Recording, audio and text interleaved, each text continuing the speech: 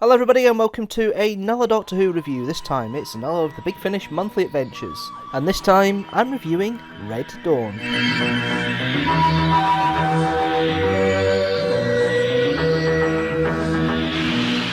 This is the first adventure with the Fifth Doctor and Peri in the monthly adventures. So Peter, Davison, Nicola and Bryant are the stars. And the basic story is that the Doctor and Peri arrive in an ice tomb on Mars.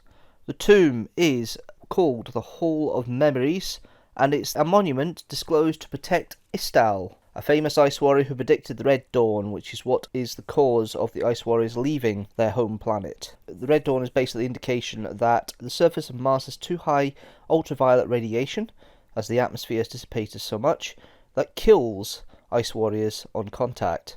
Leading the protection is Commander Zal and his ice warriors. They stand guard on Mars. They were aware of life on Earth, and they were aware of probes that have happened before, so they were aware that obviously Earth is exploring a little bit now, but they were willing to have an Earth expedition come down, which is happening at the same time, for a treaty of exchange of information, ideas and technology. Unfortunately though, there is a bad apple within the expedition.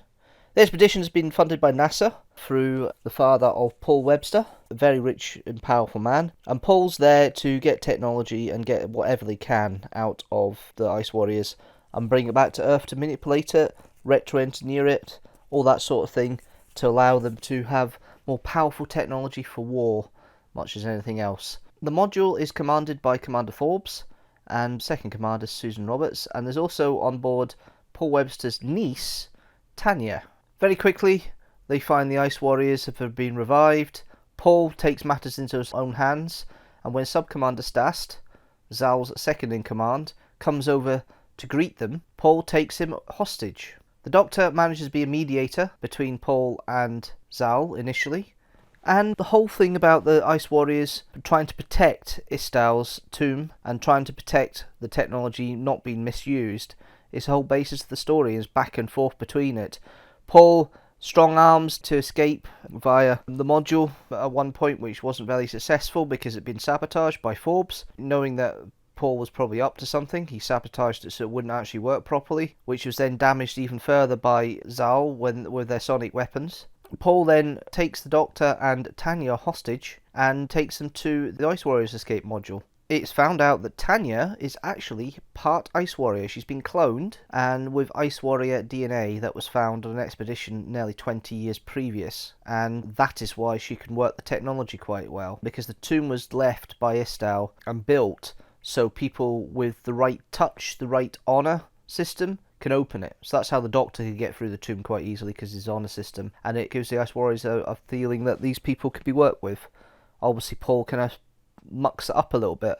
Even though Paul dies at the end, along with Zal, who sacrifices himself as part of a hostage exchange program to free Tanya and the Doctor, that's basically the whole plot line and story. Basically, he's one guy out for greed, trying to sabotage and take technology for his own nefarious purposes, and not really succeeding, if I'm honest. And that's basically the idea, and you've got the Ice Warriors against them. So an interesting setup, an interesting story. I'll go through the characters and just go through each of the actors of the main cast. There is effectively really only 8 cast members of mention. There is a couple of other Ice Warriors which got minor roles from Gary Russell, Alistair Locke and Jason Hay-Gallery, which I won't really mention because they don't really do much, but I'll get the main 8 anyway. So you've got the Doctor, played by Peter Davison. This is definitely the Peter Davison of the TV series. He's fell into the situation, he's trying to be the mediator, he's trying to be the nice guy who's trying to sort things out. He is showing a bit of his honourable mettle there, which gains the respect very quickly of Zal, and is very quickly allows Zal to reason back out of some of the things that he does to try and defend the Ice Warriors' honour in this story. And Peter Davison, I think, is actually now settled into playing the Doctor on Big Finish. I think the first couple, it sounded like he dialed in a little bit, but this one is actually he's more comfortable with, and I think maybe it's the working relationship he has with Nicola Bryant as well, because I think they bounce off each other quite well. This is the second appearance of Nicola Bryant in the audios. He was in Whispers of Terror before, and actually Peri isn't the whiny, argumentative Peri that you get with Colin Baker. It's still the soft Peri who's still trying to explore, and it's very new.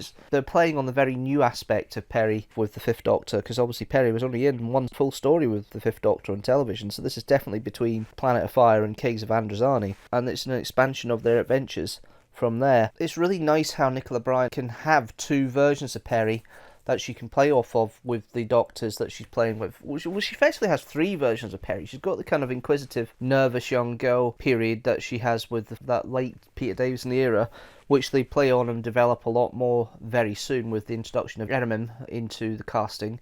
And this is the first effective real setup that Peter Davison has with his companion lineup. He has Peri and Ehrman. He will do occasional ones with Nyssa, but mostly at this point it's mostly Peri that's included with the Fifth Doctor in most adventures here.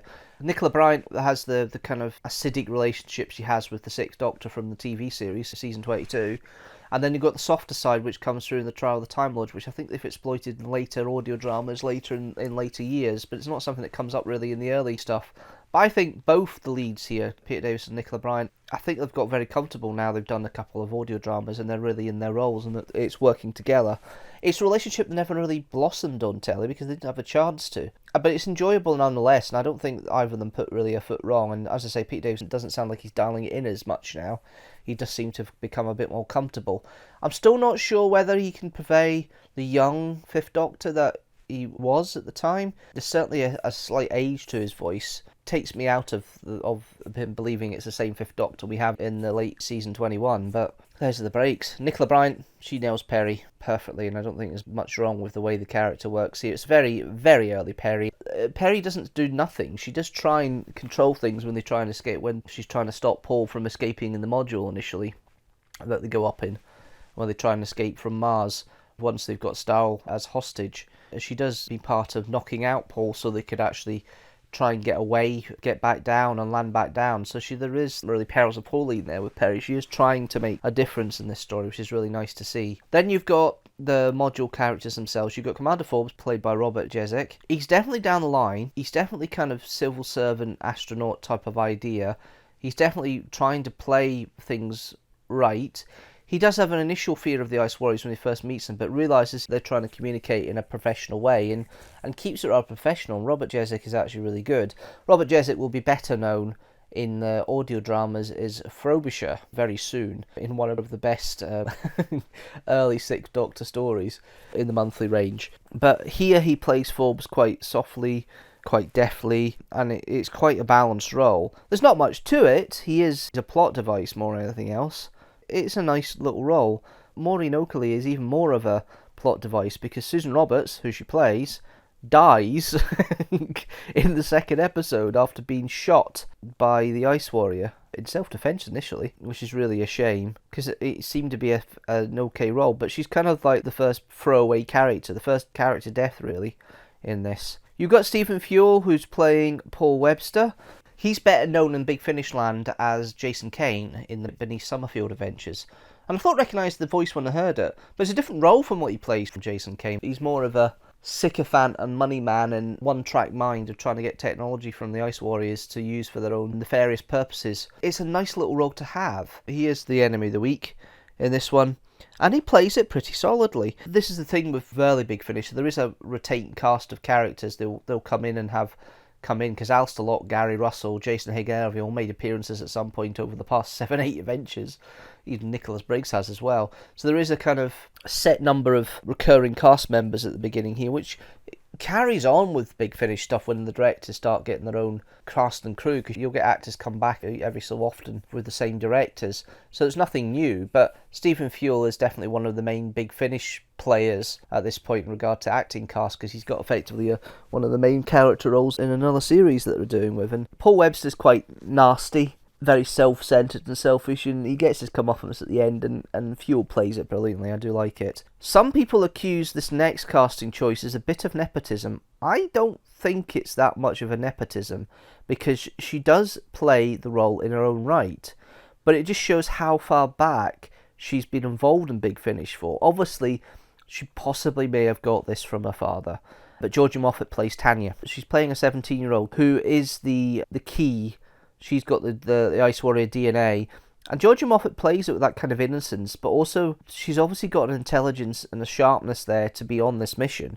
She's not just been brought along because she's the niece, I say that in speech marks and inverted commas, of Paul. She does have an actual character to her. And Georgia Moffat's a strong actress. There's nothing wrong with what Georgia Moffat does and anything she plays in Doctor Who.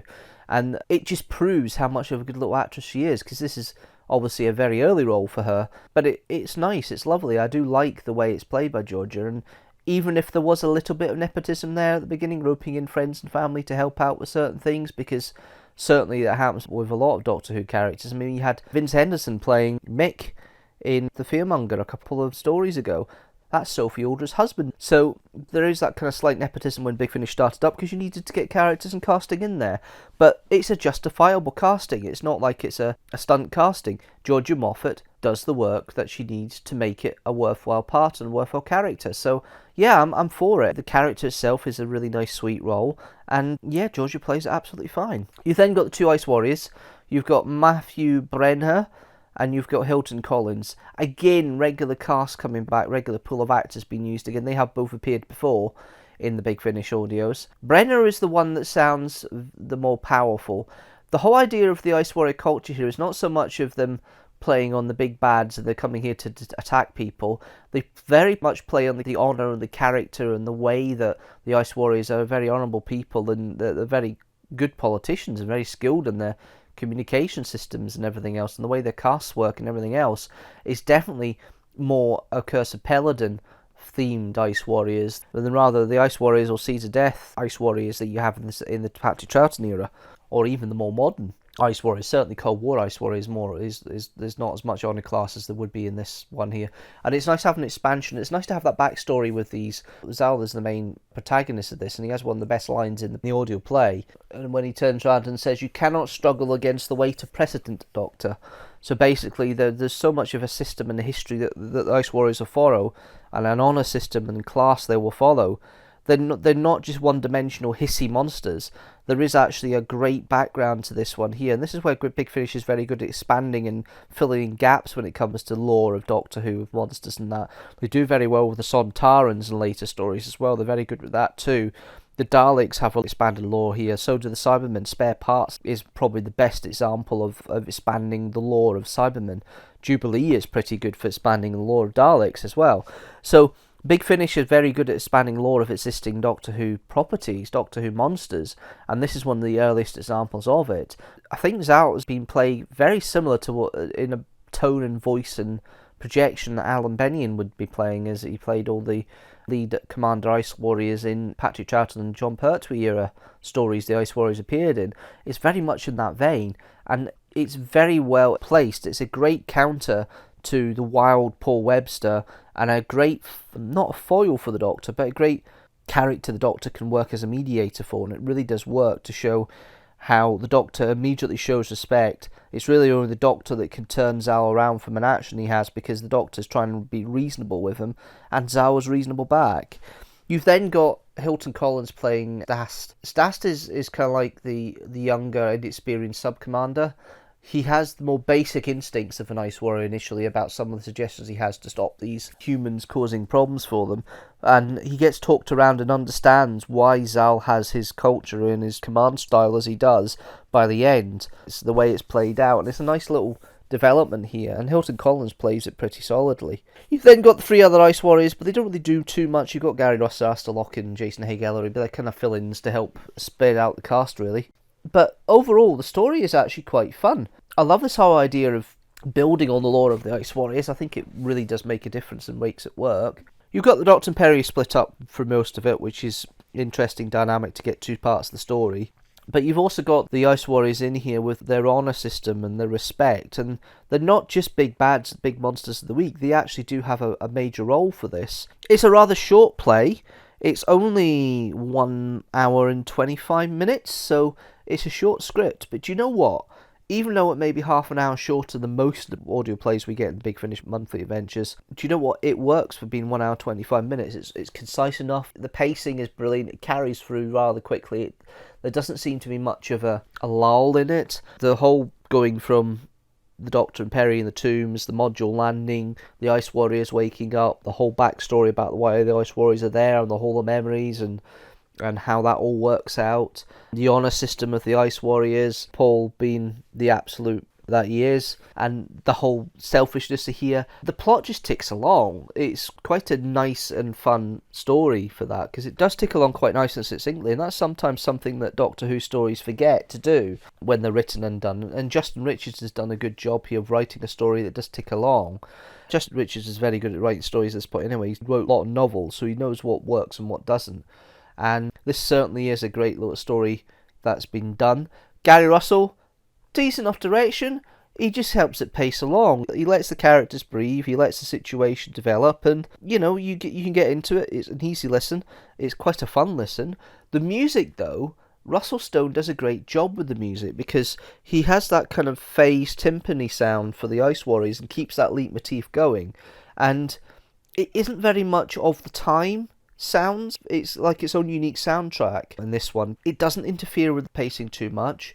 It just keeps it working along. It's ineffectual, it's inoffensive, and that's what you want sometimes of these things. You just want something that ticks along, you enjoy, it's not too grating in any elements, and it makes for a great little audio drama, and I would recommend listening to this one. Do you know what? I like Red Dawn, but it's not one I would go back to and say that's an absolutely fantastic story, I want to listen to that again. It's not a stunner as such, it is just a nice story to listen to. So I would give it a rating of 3.5 TARDISes out of 5. Let's see how that fits in with the rest of the Big Finish stories I've reviewed so far. Red Dawn does fit in with most of the other Big Finish monthly adventures I've reviewed so far, including The Silence of Time, Phantasmagoria, Whispers of Terror, The Fearmonger, and The Marrying Conspiracy. And at the top is The Genocide Machine with 4 TARDISes out of 5. At the bottom is Land of the Dead with 3 TARDISes out of 5. That's it for this Big Finish monthly adventure review. Tell me what you think about Red Dawn. Do you like it? Leave a comment down below. Do you not like it? Leave a comment down below. Just leave me a comment down below and tell me what your thoughts on Red Dawn are. If you like this video, like this review, don't forget to hit that like button and share it with the hashtag teamstructor. And also don't forget to hit that subscribe button and the notifications bell so you know when a new video comes out.